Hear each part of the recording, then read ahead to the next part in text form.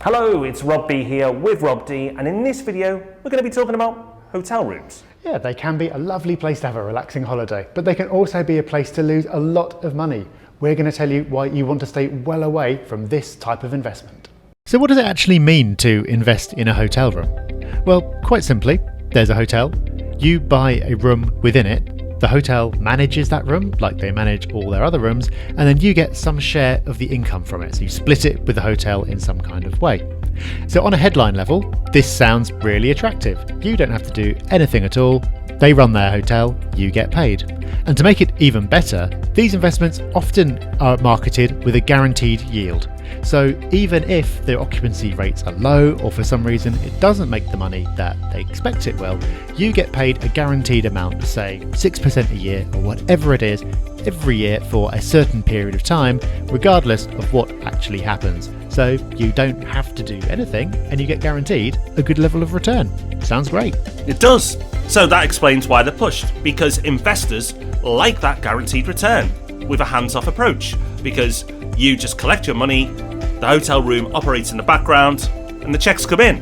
Fantastic. And of course, salespeople love it because their commissions are huge. Yes, salespeople make loads of money by selling hotel rooms. So, win-wins all round? Well, that's what you'd think from reading the brochures, but actually there are some big downsides with investing in hotel rooms that you have to dig a little bit deeper to find out about. The first big problem is that guarantee, normally it means nothing. The first thing is maybe that guarantee only lasts for 2 or 3 years. After that period of time, anything could happen. So it's possible that you're being sold an investment with a guaranteed return, you'll get that guaranteed return for a couple of years, then after that, the amount of money you get sent every month halves, or worse, and there's not a lot you can do about it. Even worse than that, the guarantee is only as strong as the company offering it. So they can promise it to you, but if they get into financial difficulties or they ultimately can't deliver, there's not a great deal you can do about it. Yes, you could try to sue them, but chances are it'll be too expensive to be worth bothering with, and it'll be drafted in such a way that makes it difficult to do anyway. So that is a big drawback. That guarantee that's supposedly part of the appeal isn't as great as it first appears. There's another, possibly even bigger drawback though, which is that you can't benefit from leverage. What that means is you won't be able to get a mortgage on a hotel room. Lenders will not lend on them. That means that you're having to put all the money in yourself, which reduces the return on investment you're going to get. That immediately makes hotel rooms less attractive than most other forms of property investment, because one of the best things about property investment is that you can use leverage. And unfortunately, the list continues, because another thing you're not going to get is capital growth. Now, capital growth is a key component for property investment. It's really how the wealth is created over the long term. But with hotel rooms, it's just not going to happen. And that's for a few reasons. First of all, there's no supply and demand issue. Supply and demand, or the lack of supply and the increased demand of normal property, means that capital growth over the long term kicks in. That's not the case for hotel rooms.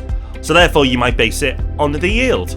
But as we've already explained, the yield that you're guaranteed probably isn't the market rate yield. So actually what your hotel room is worth, once that guaranteed yield is gone, can actually reduce.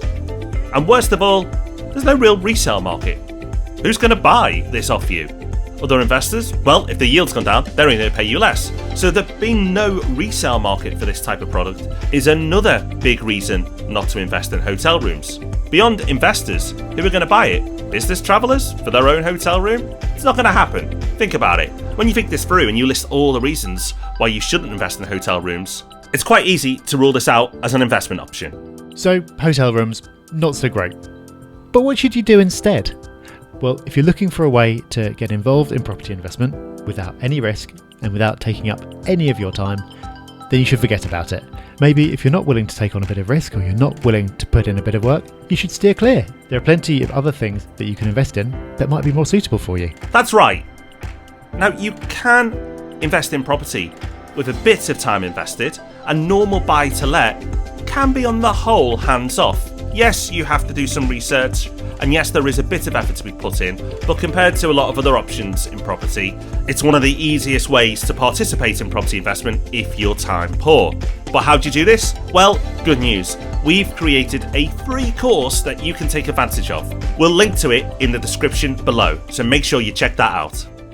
So there you go. Hopefully this has been a profitable few minutes for you because it saved you from potentially losing a lot of money on a bad investment. Yeah, but there are plenty of ways of making money from property, and a great investment of your time is subscribing to this channel, so make sure you do that now.